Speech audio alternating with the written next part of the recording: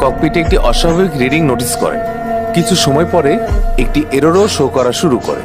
সেই এররটি ছিল high well pressure, লো well quantity এবং লো ওয়েল টেম্পারেচারের। এখন এই ধরনের দীর্ঘ ননস্টপ ফ্লাইটে এইরকম ছোটখাটো এরর আসা নর্মাল ছিল।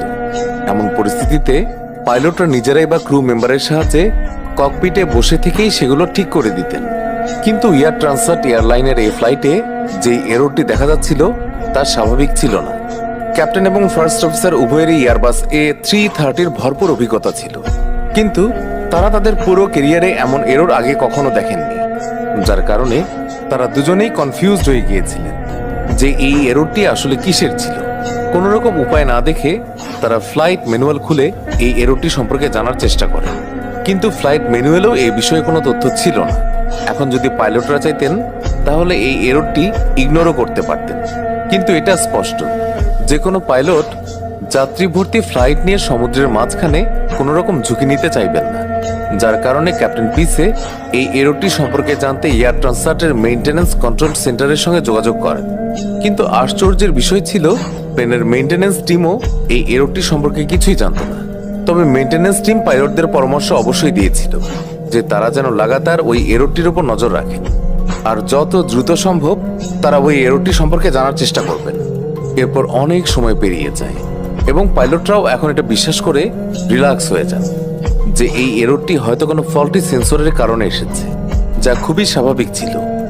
কিন্তু এই ঘটনার ঠিক আধ ঘন্টা পর রাত 1:36 পাইলটদের সামনে আরেকটি ওয়ার্নিং আসে, আর এই ওয়ার্নিংটি ছিল ফুয়েল ইমব্যালেন্সের। আসলে প্রতিটি বিমানে উভয় উইংসে জ্বালানি সমানভাবে ভাগ করা থাকে, তবে কখনো কখনো একটা উইংয়ে জ্বালানি কিছুটা উপর নিচ হয়ে যায়, তাই তখন ককপিটে ইমব্যালেন্সের ওয়ার্নিং আসা শুরু হয়ে যায়। তবে এই সমস্যাটি দেখে পাইলটরা খুব একটা চিন্তিত হন না, কেননা এই সমস্যাটি পাইলটরা ককপিটে বসে থেকেই ঠিক করতে পারতেন, আর পাইলটরা ঠিক তাই করেছিলেন।